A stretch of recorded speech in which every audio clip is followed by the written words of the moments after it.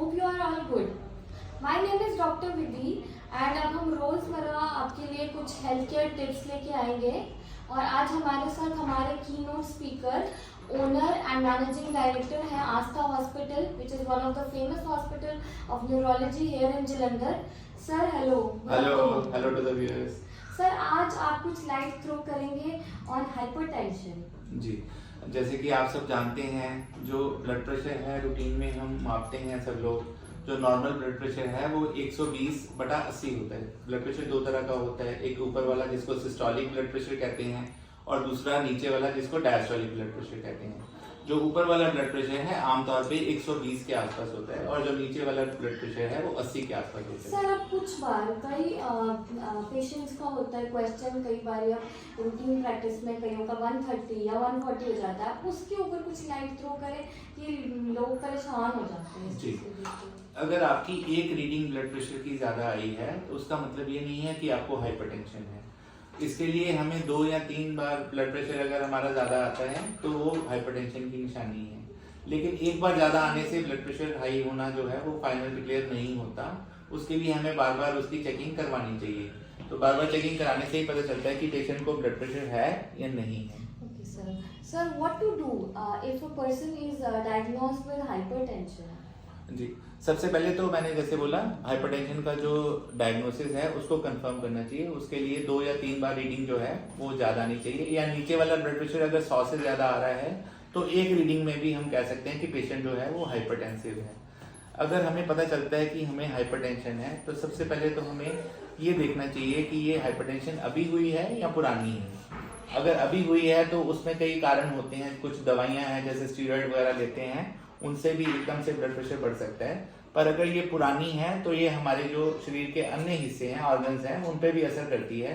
तो उसके लिए हमें इसका चेकअप कराना चाहिए.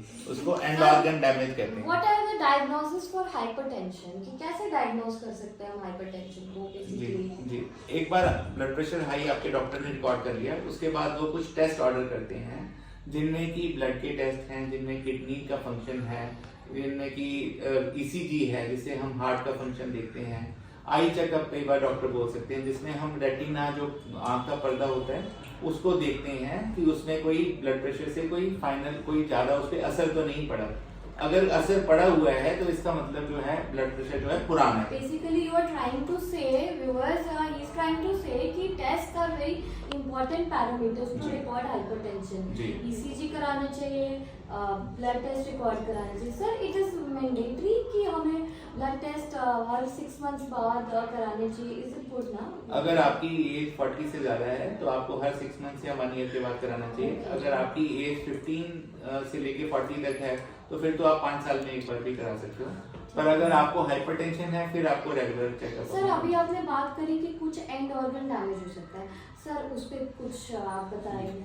जो हाइपरटेंशन है ये एक बीमारी है जो जिसको हम साइलेंट किलर बोलते हैं. आमतौर पे इसका पता पेशेंट को नहीं चलता है. बहुत सारे लोग आगे कहते हैं मुझे सिर में तो दर्द हो ही नहीं रहा तो मुझे हाइपरटेंशन कैसे हो सकता है, मुझे तो कुछ हुआ ही नहीं.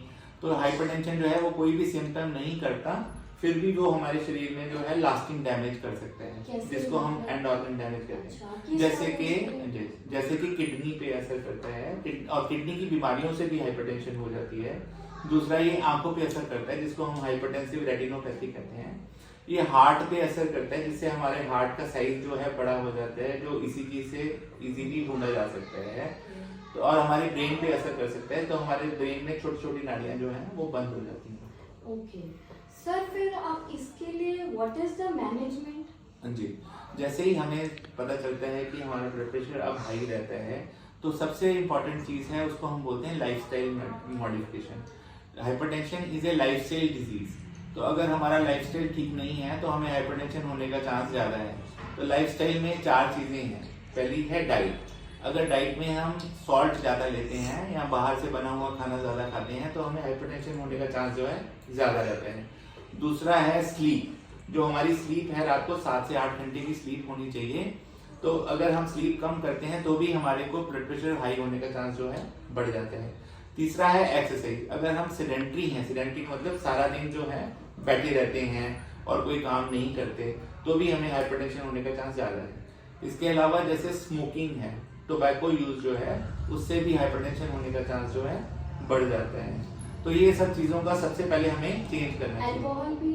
जी, अल्कोहल से डायरेक्टली तो नहीं पर इनडायरेक्टली अल्कोहल और हाइपरटेंशन दोनों ही अफेक्ट करते हैं। सर आपने जैसे कि बोला इधर डाइट में सोडियम कर लीजिए, जी, पोटेशियम, है ना? जी, तो जो सोडियम डाइट है, people are with myths, many myths हैं कि कुछ कहते हैं कि रॉक सॉल्ट यूज करना चाहिए, कॉमन सॉल्ट। सर ये एक्चुअली है चीज? जैसे कि हमने अभी बात की, जो सोडियम क्लोराइड है वो चाहे रॉक सॉल्ट हो चाहे कॉमन सॉल्ट हम जो किचन में यूज करते हैं, दोनों में जो मेन केमिकल फार्मूला है वो सोडियम क्लोराइड है और दोनों इक्वली हार्मफुल है।